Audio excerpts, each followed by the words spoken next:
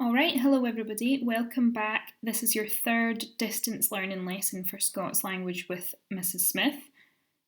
So last week we didn't have a lesson because we were off for VE Day. So we're just going to pick back up where we left off a couple of weeks ago. So just to give you a little bit of a reminder, we've done a little bit of recap, we've talked a little bit about the structure of comic books, and week 3, that's today's lesson, we're going to be thinking a little bit about some dialogue and some speech as well for your own comics. Alright, so next week we're moving on to planning our story. Alright, so a quick recap for you. Last lesson, so not last Friday but the Friday before that, what we learned about were the sort of basic elements that come together to make up a comic book. So we talked a little bit about panels, gutters, captions and speech bubbles as well, and you labelled a picture, a page from a comic book, and that was really done really well and really fantastic from everybody.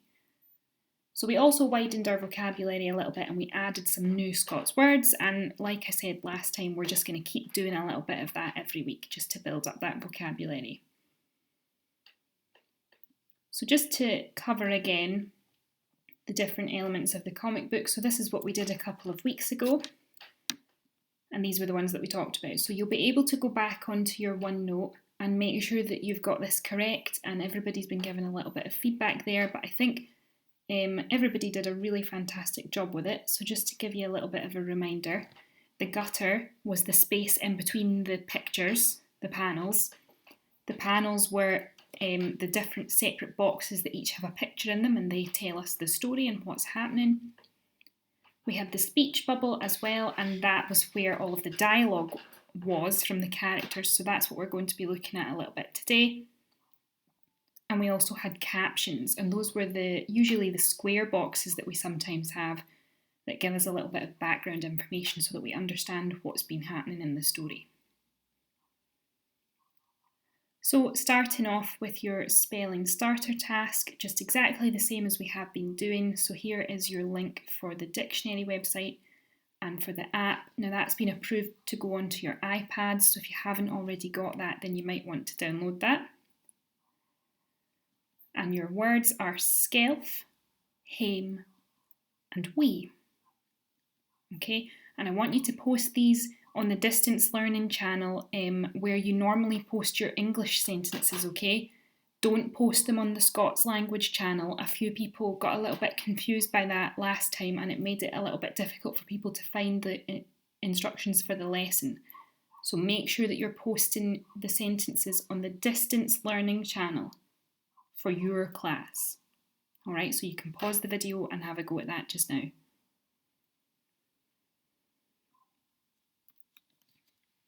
Alright, moving on then to our main lesson for today. So we're talking a little bit about dialogue in the comic book. So like you can see the little pictures there, that's what we're talking about. So dialogue normally is in any kind of literature, you know, so things like novels, plays, films, that sort of thing. Dialogue is the conversation that's spoken between the characters, so it's the things they say to each other. Now, comic books are a little bit different because the dialogue almost makes up the whole story. So we don't get, like in a normal novel, you don't get big paragraphs explaining who people are and what they're like and what's happened to them in the past and how they might be feeling. Most of that information comes through to us through the dialogue that's in the speech bubbles. So it's really important that you think carefully about the things your characters are going to say, because that is sometimes the only thing that tells us what's going to be happening in your story. So to get a little bit used to this idea, the task that we've got today is for you to come up with a little bit of dialogue of your own. So what I've done is I've added a page from a comic strip to your OneNote in the Scots Language section. It's a different one from last time. And what I want you to do is fill out the speech bubbles with a little bit of dialogue of your own.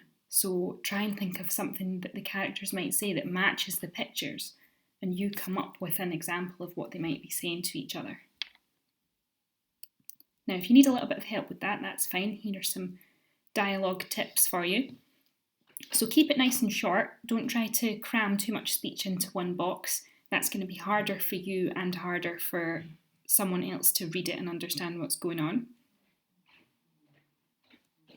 Make sure that what the character is saying matches and makes sense for the panel that you're looking at. So if someone's holding up a piece of cake, don't you be writing in it, "Oh, these oranges are delicious," right? Because that doesn't make any sense. So make sure it matches the picture. Maybe try to use exclamations to make your dialogue more exciting. So question marks, exclamation marks, that sort of thing are good. And maybe think about injecting a little bit of your own personality into the dialogue or the personality of the character. You know, can you make it a little bit funny or a little bit interesting to keep a reader entertained? So pause the video and have a go at that task just now.